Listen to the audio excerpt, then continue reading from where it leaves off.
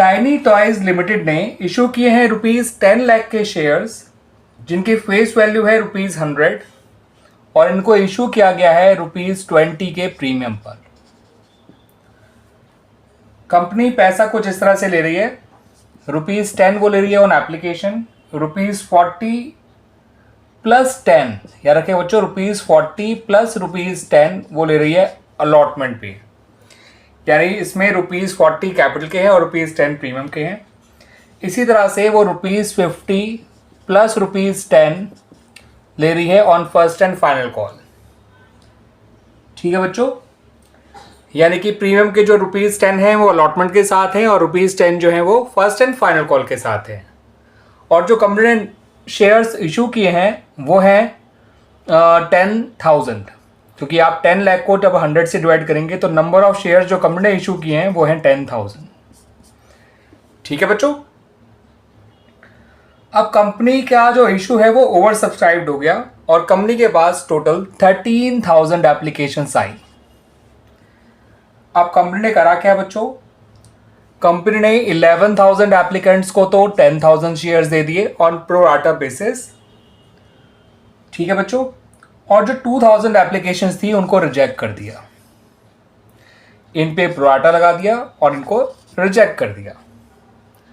Clear बच्चों, फिर वो कह रहे हैं all the money due on allotment and final call was duly received. Allotment का और फाइनल कॉल का पैसा कंपनी को फिर ड्यूली मिल गया, यानी उन पे कोई एरियर्स नहीं आया आगे जाके। आपसे कहा गया है बच्चों कि नेसेसरी जर्नल एंट्रीज पास करिए in the books of the company for the above transactions, और कंपनी की बैलेंस शीट में शेयर कैपिटल को भी शो करिए। ठीक है बच्चों, तो आइए पहले जर्नल एंट्रीज बना लेते हैं और फिर हम balance sheet of the company में शेयर कैपिटल को कैसे शो किया जाएगा वो आपको दिखाएंगे। तो बच्चों, जो सबसे पहली एंट्री बनाई जाएगी in case of over subscription, वो बनाई जाएगी bank account debit to share application account. आप लोग ये पूरा नाम लिखिएगा और इस एंट्री में एक बात का ध्यान रखिएगा बच्चों कि कंपनी का जितनी एप्लीकेशंस आई हैं, यानी कि 13,000 एप्लीकेशंस आई हैं, इंटू ₹10 करिएगा। 13,000 इंटू 10 होता है 1,30,000। क्लियर बच्चों, इतनी बात। अब सेकेंड एंट्री जब आप बनाएंगे बच्चों, तो एंट्री बनाइएगा शेयर एप्लीकेशन अकाउंट डेबिट। आप जानते हैं बच्चों, एप्लीकेशन में पहले पैसा रिसीव किया जाता है, देन उसको कैपिटल में ट्रांसफर किया जाता है। तो यहाँ पर शेयर कैपिटल अकाउंट के साथ साथ आपको शेयर अलॉटमेंट अकाउंट भी क्रेडिट करना है और बैंक अकाउंट को भी क्रेडिट करना है। जब ये पैसा कैपिटल में ट्रांसफर करा जाएगा तो एप्लीकेशन में तो पूरा 1,30,000 ही आएगा बच्चों, लेकिन शेयर कैपिटल में उतने ही शेयर का पैसा जा सकता है जितने शेयर्स कंपनी ने इशू किए हैं, यानी 10,000 इंटू ₹10, उतने शेयर का ही एप्लीकेशन मनी कैपिटल में जाएगा जितने शेयर्स कंपनी ने इशू किए थे। अब आप जानते हैं बच्चों, कंपनी ने 11,000 मांगने वालों को, जिन्होंने 11,000 शेयर्स के लिए अप्लाई किया था, उनको 10,000 शेयर्स दिए थे। तो उनकी जो 1,000 एप्लीकेशंस एक्स्ट्रा आई हुई हैं, उनका पैसा उनको लौटाया नहीं जाता है, वो पैसा आगे शेयर अलॉटमेंट अकाउंट में ट्रांसफ़र कर दिया जाता है। तो ये ₹10,000 जाएगा शेयर अलॉटमेंट में, और जो 2,000 एप्लीकेशंस रिजेक्ट किए कंपनी ने, उनका एप्लीकेशन मनी कंपनी जो है वो रिफ़ंड कर देगी। तो हमारी जो स्टार्टिंग की 2 एंट्रीज हैं वो इस तरह से बनाई जाएंगी। ठीक है बच्चों, तो जिनकी एप्लीकेशन रिजेक्ट करी गई है बाय द कंपनी, उनका पैसा तो कंपनी रिफंड कर देगी, और जिनको प्रो राटा बेसिस पे शेयर्स अलॉट करे गए हैं, उनका एक्सेस एप्लीकेशन मनी कंपनी जो है वो शेयर अलॉटमेंट अकाउंट में ट्रांसफ़र कर देगी। ठीक है बच्चों, आइए बच्चों अलॉटमेंट से रिलेटेड एंट्रीज बना लेते हैं। और अलॉटमेंट में इस बात का ध्यान रखिएगा बच्चों कि कंपनी जो पैसा ले रही है, इस बार वो प्रीमियम का भी पैसा ले रही है अलॉन्ग विद अलॉटमेंट, और 40 वो कैपिटल का ले रही है और 10 प्रीमियम का ले रही है, यानी वो टोटल ₹50 पर शेयर ले रही है ऑन अलॉटमेंट। और अलॉटमेंट अब आप जो मांगेंगे वो 10,000 शेयर्स पे ही मांगेंगे जितने शेयर्स कंपनी ने इशू किए थे। और आप जानते हैं कि अलॉटमेंट में पहले पैसा कैपिटल में ट्रांसफ़र किया जाता है, देन उसकी रिसीविंग की जाती है। तो हम जो एंट्री बनाएंगे बच्चों, अलॉटमेंट की पहले उसको ड्यू कराएंगे, यानी उसका पैसा पहले कैपिटल में, और यहाँ पर प्रीमियम भी है तो हम कहेंगे कैपिटल और प्रीमियम दोनों में ट्रांसफ़र करेंगे और फिर उस पैसे को रिसीव करेंगे। तो अलॉटमेंट का पैसा शेयर कैपिटल में ट्रांसफ़र करने की एंट्री होती है share allotment account debit to share capital account, और क्योंकि प्रीमियम भी है तो टू सिक्योरिटीज़ प्रीमियम अकाउंट भी आप लिखेंगे। ये सारी एंट्रीज जो सारा ये पोस्टिंग की जाएगी वो 10,000 शेयर के हिसाब से की जाएगी। 10,000 इंटू 50 5 लाख होता है, इंटू 40 4 लाख होता है, और इंटू 10 लाख 1 लाख होता है। ठीक है बच्चों, 4 लाख 1 लाख और 5 लाख। अब अलॉटमेंट की रिसीविंग के वक्त इस बात को ध्यान रखिएगा कि ₹10,000 कंपनी के पास पहले से ही आए हुए थे फ्रॉम एप्लीकेशन टू अलॉटमेंट, जो एक्सेस एप्लीकेशन मनी था प्रोराटा कैटेगरी वालों का। आप थोड़ा पीछे जाके देख सकते हैं, हमने शेयर अलॉटमेंट को ₹10,000 से क्रेडिट किया था। तो ₹10,000 अब कंपनी को कम मिलेंगे, कंपनी को पूरा 5 लाख नहीं मिलेगा।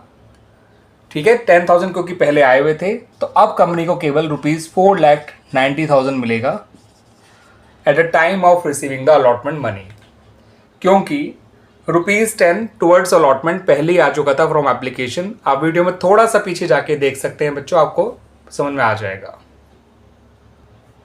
अगली एंट्री बनाई जाएगी बच्चों फर्स्ट एंड फाइनल कॉल की। तो share first and final call, आप लोग पूरा नाम लिखिएगा बच्चों, उसको ड्यू कराने की, यानी उसका पैसा कैपिटल में और प्रीमियम में ट्रांसफर करने की।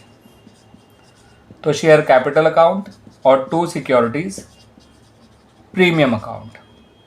तो share first and final call में आएगा 10,000 इंटू 60, क्योंकि कंपनी जो पैसा ले रही है उसमें 50 कैपिटल का है और 10 प्रीमियम का है, यानी टोटल वो ₹60 पर शेयर ले रही है, जो टोटल हो जाएगा 6 लाख।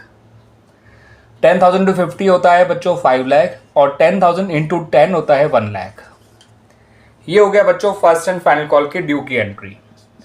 अब इसको रिसीव भी कर लेते हैं बच्चों। इसकी रिसीविंग की एंट्री होगी bank account debit to share first and final call account. पूरा 6 लाख आप जो है रिसीव कर लेंगे।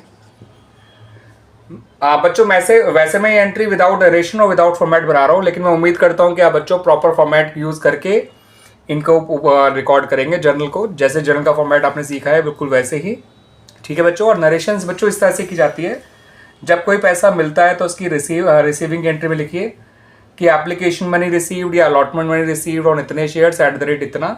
ऐसे ही जब उनको ट्रांसफ़र किया जाता है कैपिटल में, या जब पैसा ड्यू कराया जाता है, तो एप्लीकेशन के केस में लिखेंगे application money transfer to capital.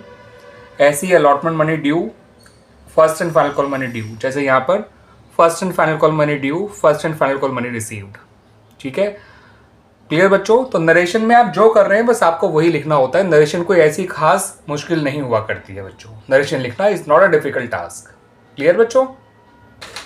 तो बच्चों अब यहाँ पर हमें जो है बैलेंस शीट भी बनाने को कहा गया था, लेकिन बैलेंस शीट से पहले हम जो है नोट्स टू अकाउंट बनाएंगे रिलेटेड टू शेयर कैपिटल।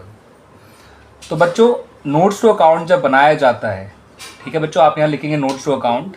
ठीक है बच्चों, उसके बाद लिखेंगे नोट नंबर 1 और यहाँ लिखेंगे शेयर कैपिटल, और शेयर कैपिटल के नीचे आप लिखेंगे ऑथराइज कैपिटल।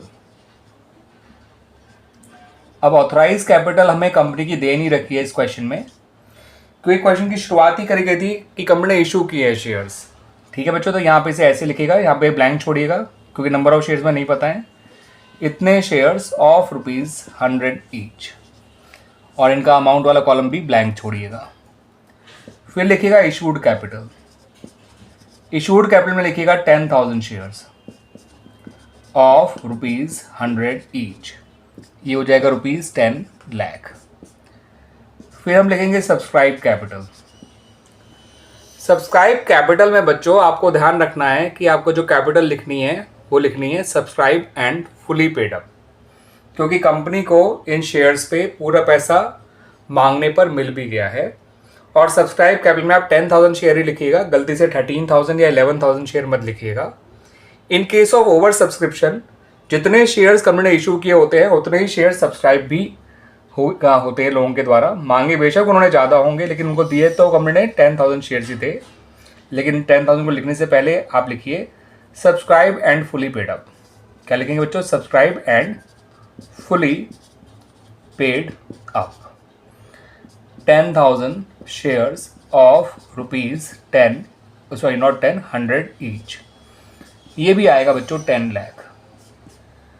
बच्चों अगर notes to account related to share capital ही बनाया जाता हो तो इतनी ही चीज़ आती है, लेकिन अगर हम आपको सिक्योरिटी प्रीमियम से रिलेटेड नोट्स टू अकाउंट बनाना है तो आप यहाँ पर रिजर्व एंड सरप्लस लिखेंगे, ठीक है, पूरा नाम लिखिएगा और इसके नीचे लिखिएगा सिक्योरिटीज प्रीमियम, और ये आएगा ₹2 लाख।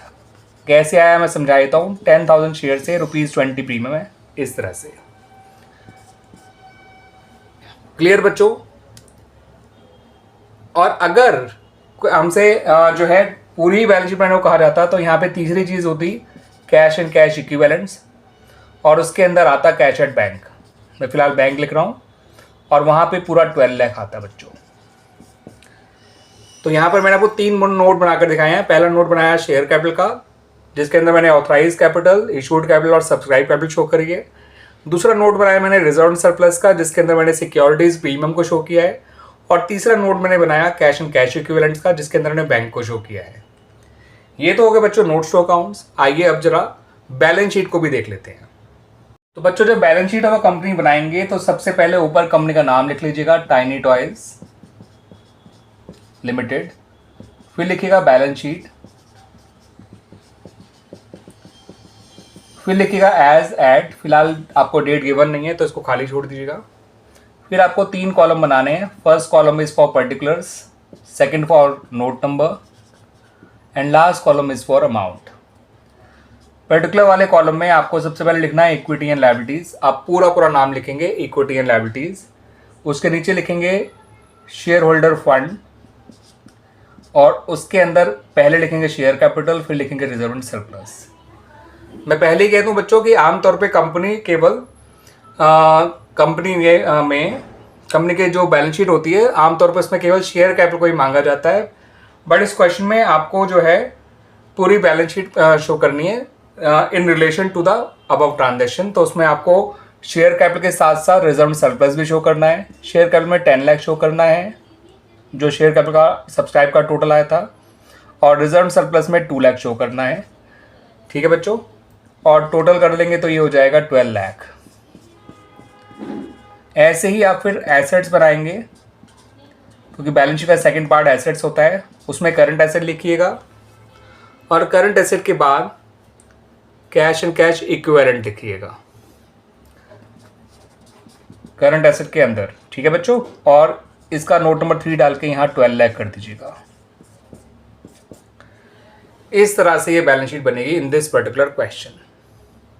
ठीक है बच्चों, आमतौर पे बच्चों आपको केवल शेयर कैपिटल तक ही शो करना होता है। अगर वो शो करना होता तो आप सिर्फ इतना काम करते, कंपनी का नाम लिखते, बैलेंस शीट लिखते, एसेट लिखते, पर्टिकुलर नोट नंबर अमाउंट लिखते, इक्विटी एंड लायबिलिटी लिखते, शेयर फंड लिखते और शेयर कैपिटल लिखते। ये बाकी सब चीज़ें नहीं लिखी जाती हैं। अगर आपसे शेयर कैपिटल को ही शो करने के लिए कहा जाए और उसी का नोट शो अकाउंट बनाया जाए तो केवल इतना ही काम किया जाता। ठीक है बच्चों।